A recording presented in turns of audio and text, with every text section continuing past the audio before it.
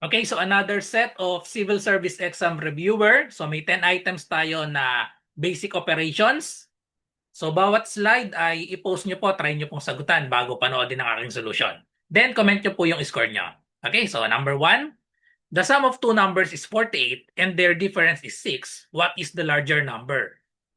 So given dito yung sum, ang sum daw ng two numbers ay 48 pero hindi natin alam yung two numbers. So mag-assign tayo ng variable. Mag-assign tayo ng variable para dun sa two numbers. So let x be the first number and or the larger number. Hinahanap natin what is the larger number. Okay? So let x be the larger number and then y be the smaller number. Okay? So ang sabi, ang sum daw, the sum of two numbers is 48. So equation number 1, ang sum daw nila, x plus y is equal to 48. Okay, so equation number 1. And then their difference is 6. So ang difference nila ay 6. So therefore, subtract lang natin. X minus y is equal to 6. So ito yung equation number 2. So ang tanong, what is the larger number? Para ma-solve natin yung larger number or itong x, all we have to do is add. Pag inad natin kasi yung dalawang equation, pag inad natin, maka-cancel out na itong y. Kasi y minus y, 0 na ito. And then x plus x, we have 2x equals 48 plus 6. That is equal to 54. Last step, divide both sides by 2. Therefore, cancel na to. 1 na lang yan. X therefore is equal to 54 divided by 2. That is equal to 27. So therefore, the larger number is 27. Kung kailangan kuhanin yung smaller number, all we have to do is substitute itong 27 sa equation 1 or sa equation 2. So pag sinubstitute natin sa equation 1, itong x daw ay 27. So para makuha itong smaller number, subtract lang natin. 48 minus 27. So magiging sagot ay 21. So 21, ito yung smaller. Okay? Number 2, what is the sum of all prime numbers between 1 and 15?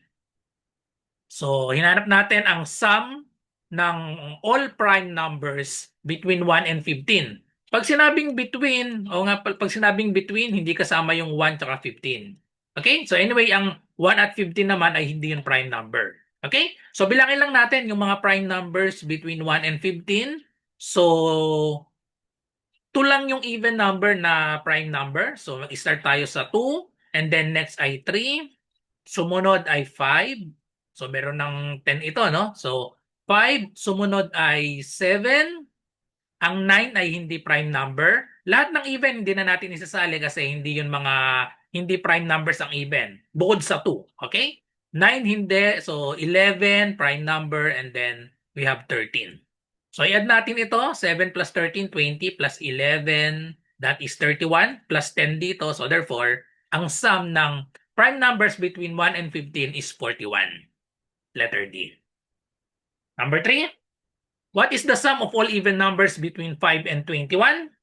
So medyo maunti, pwedeng isa-isay na lang natin ito or gamitan natin ng formula. So hinahanap natin sum of all even numbers between 5 and 21. So between, so mag-start tayo sa 6 hanggang 20 kasi between 5 and 21. So 6, 8, 10 up to 20. Dahil maunti, pwede na nating bilangin yan or i-add na lang natin, maunti naman kasi. Pero pag ginamitan natin ng formula para mas mapabilis, ang formula para dyan ay pwede natin gamitin yung formula ng arithmetic series. S sub n is n over 2 times a sub 1 plus a sub n. N is the number of terms. A sub 1 is the first term. Ito yon, first term 6. Ito yung a sub 1 natin. A sub n is the last term. So ito yung a sub n natin, last term ay 20. So kung yung number of terms, bilangin lang natin, 6, 8, 10. So may 3, tapos, so pwedeng isulat na natin, maunti naman ito, no? So meron na dito na 12, 14, 16, 18. So ilan sila lahat? 1, 2, 3, 4, 5, 6, 7, 8. So 8 lang yung number of terms. I-substitute lang natin dito. So we have, ang n natin ay 8 over 2. And then a sub 1 is 6 plus the last term is 20. Then, evaluate lang natin to. 8 divided by 2, this is 4. And then 6 plus 20, we have 26. multiply lang natin. 4 times 26. So 4 times 6, that is equal to 24. 4 times 2 is 8 plus 2, we have 10. Therefore, the correct answer is letter D, 104. Or meron tayong isa pang technique pag nag-a-add ng even numbers. Ang another formula para pag mag-add tayo ng even numbers, pero ito yung formula na ito ay para sa sum ng nagsisimula dapat ito sa 2.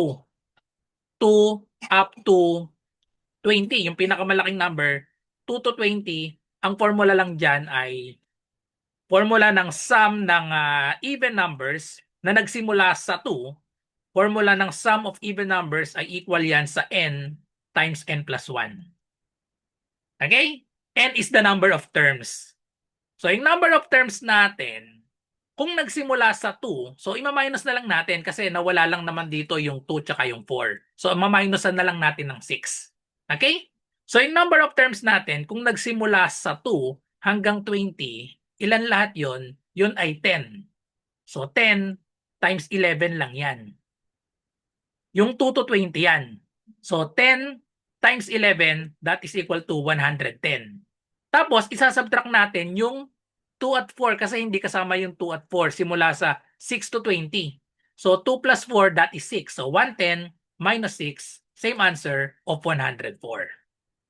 Okay, so ito yung another formula. Tandaan itong formula na ito para ito sa sum ng even numbers pero magsisimula siya sa pinakamababa na 2. 2 hanggang 20, kaya isubtract natin. Okay? Number 4, if the average of 4 numbers is 8 and the average of 8 other numbers is 6, what is the average of the 12 numbers? So gamitan natin ito ng formula para sa combination ng mean or combination ng average. So combination ng mean, ang formula lang dito ay, so magkakaiba kasi yung variable na ginagamit. Ang gamitin ko na lang m sub 1 n sub 1. M para sa mean. Ito yung first average, n yung number. Plus, meron tayong dalawang group kaya m sub 2, n sub 2 all over n sub 1 plus n sub 2. Pag dalawang group, kapag tatlong group, di magkakaroon pa tayo ng n sub 3, dito sa taas, m sub 3, n sub 3. Okay? So, dalawang group lang, kaya ito lang yung formula natin. Okay? So, yan yung combination. So, ito, combination ng average natin. So, yung unang group, meron tayong average of 4 numbers is 8. So, ito yung m sub 1. Okay? So, napindot natin. Ito yung 8, ito yung m sub 1. Itong 4, ito naman yung n sub 1. Then, the average of 8 other numbers.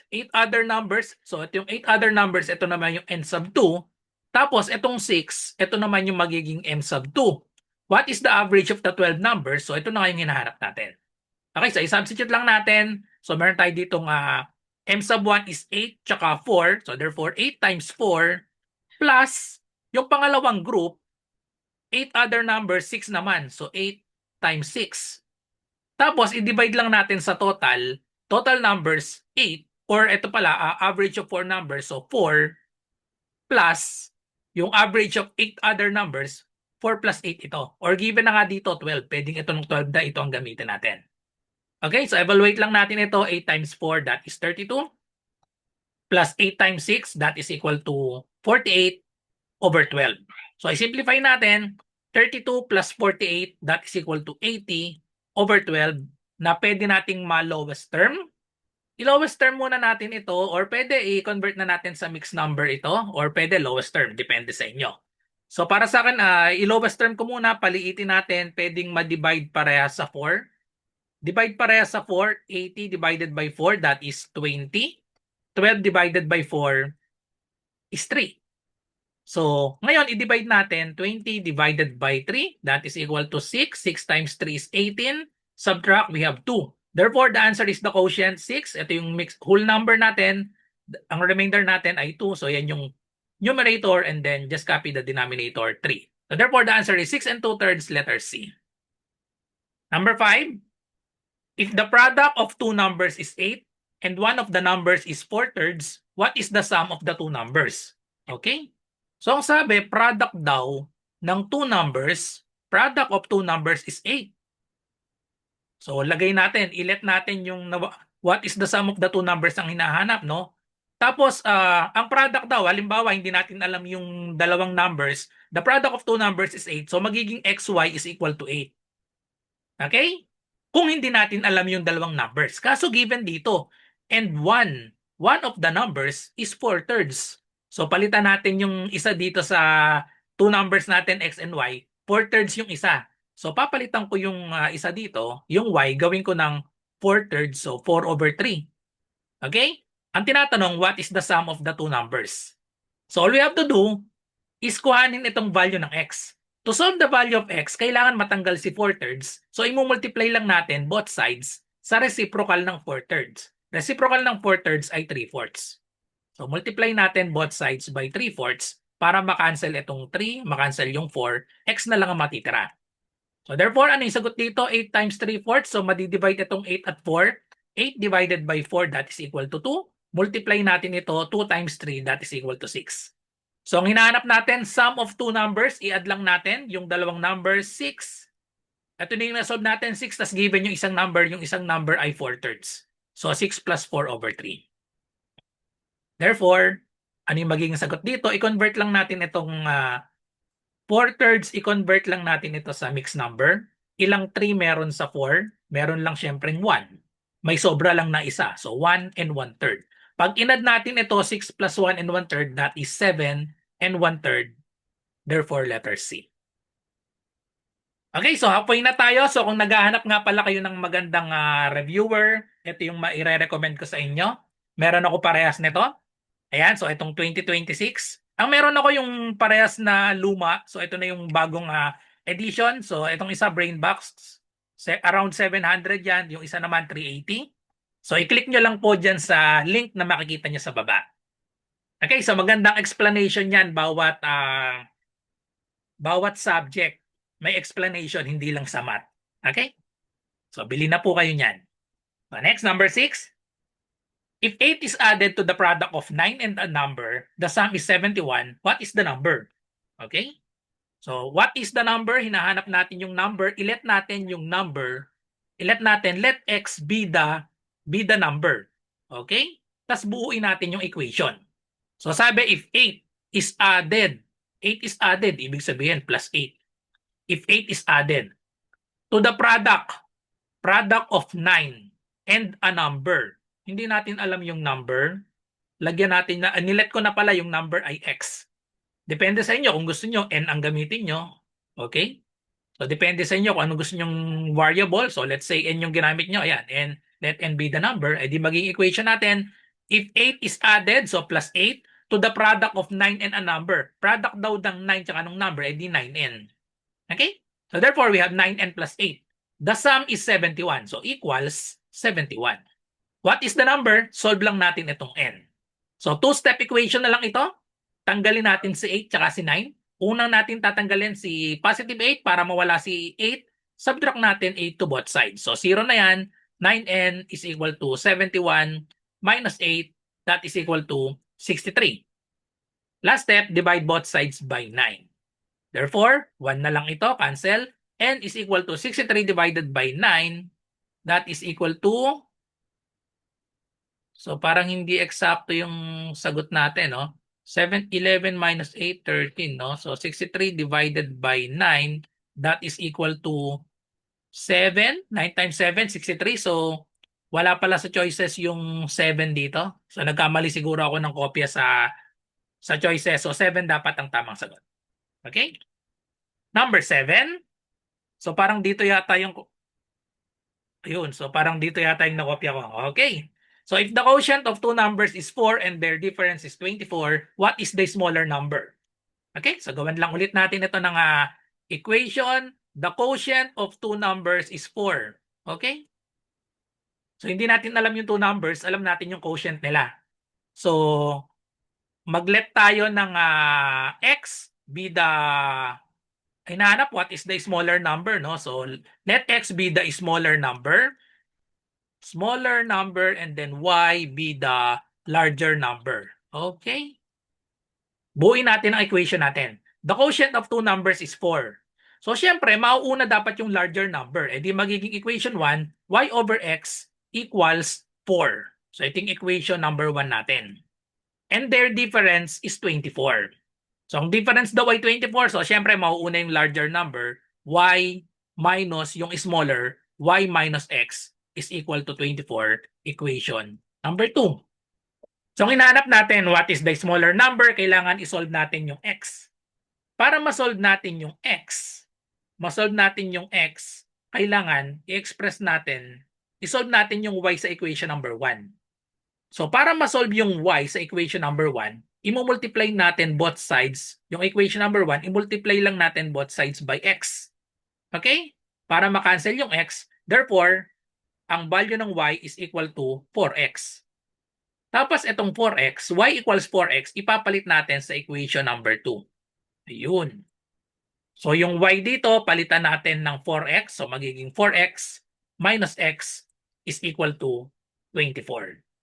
Then subtract 4x minus x. May invisible po yan na 1 dito. 4x minus 1x, that is equal to 3x equals 24. Finally, divide both sides by 3. Therefore, x is equal to 8. So the smaller number is equal to 8, letter A. Para makuha yung larger number, di substitute lang natin itong x equals 8 dito. So 4 times 8 equals 32. 32 yung larger number. Okay? Number 8. What is the sum of the first 10 even numbers? So first 10 even numbers, sum daw ng first 10 even numbers, di 2, 4, 6, 8, 10, 12, 14, 16, 18, 20. So sakto yan. 5 and then another 5. Parang kagaya na to nung kanina.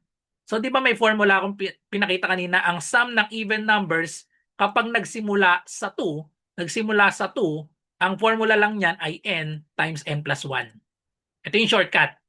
So, ang n natin ay 10. Ayun, 10 even numbers, di 10 times n plus 1. Yung sumunod dito sa 10, di 11. 10 times 11, that is equal to 110. Letter C. Parang same nung number 1, no? So hindi lang kasama yung 2 and 4. Or another formula, yung kanina nga, sum ng arithmetic progression, n over 2 times a sub 1 plus a sub n. So ang n natin ay, meron tayong 10 even numbers, di 10 divided by 2, the first term is 2 plus the last term is 20. So pag sinod natin ito, so 10 divided by 2, 5, 2 plus 22, that is equal to 24, na pag minultiply 5 times 24, same answer, 110. Number 9, how many integers that are less than 20 are both divisible by 2 and 3? So pwedeng isa-isahin lang natin. Integers, ibig sabihin yung mga eksaktong number, mga whole numbers. Okay? Walang fraction, walang decimal. Less than 20 daw, both divisible by 2 and 3. Pag divisible by 2 and 3, edi multiply lang natin yon. 2 times 3, that is 6. So ibig sabihin, divisible by 6 dapat, less than 20. Edi isa-isahin natin, less than 20, meron tayong 6. 6 plus 6, we have 12 plus 6, 18. Okay? So ito yung mga numbers, less than 20, both divisible by 2 and 3. So minultiply lang natin yung 2 times 3 equals 6, tas kunin yung multiples ng 6.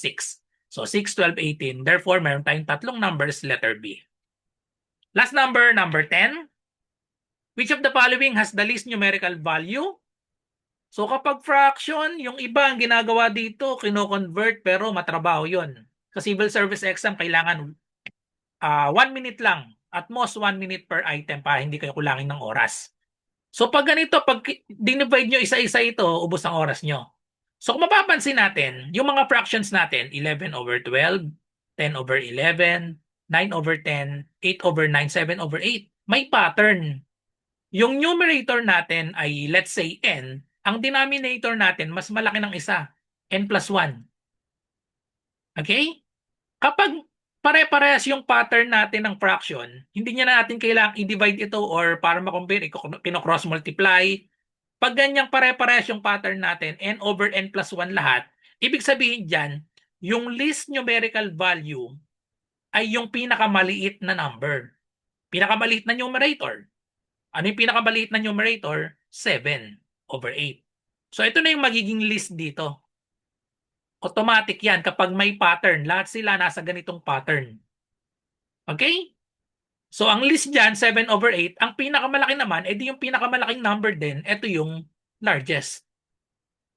Okay? So therefore, the answer, least numerical value, ay letter E. So paano kapag, halimbawa, 4 lang yung naka-pattern na n/n+1, yung isa, iba yung pattern, edi yung gagawin natin, i-compare lang natin yung 4, tapos gamitan na lang natin ng cross multiplication yung natitirang isa na iba yung pattern. Okay? Halimbawa, ganito yung naging pattern natin. Let's say itong letter A na iba yung pattern ng letter A, naging siyang 8/13. Okay? Naging 8/13 yung letter A. Tapos itong letter B hanggang letter E, pare-parehas yung pattern n/n+1. So ang least value dyan ay yung 7/8. So ngayon, alam na natin sa BCD, 7/8 yung list, i-compare na lang natin dito sa isa na naiiba. So yung isa na naiiba, 7/8, itong isa ay 8/13, ang gagawin natin dito ay cross multiplication. 8 times 8, 64. Tapos 7 times 13, i-multiply natin ito. 7 times 3, 21, carry 2. 7 times 1 is 7 plus 2, we have 91. So therefore, mas maliit itong 64. Kaya ang list dyan, kapag halimbawa lang na naiba yung isa, hindi kasama sa pattern, ito yung pinakamaliit. Mas maliit yung 8/13 kaysa sa 7/8. Okay? So ganun ang pagko-compare kapag may pattern, kung ano yung pinakamaliit na numerator, yun na yung magiging pinakamaliit na number, yung pinakamalaki naman, yun naman yung magiging pinakamalaking number. So that's all. Thank you for watching. I hope may natutunan kayo sa video na ito. At kung meron kayong math question, i-comment nyo lang dito or i-PM nyo ako sa aking messenger. Ito yung messenger ko, RJ Enseñado. So good luck sa lahat na nagre-review para sa civil service exam. Bye-bye and God bless.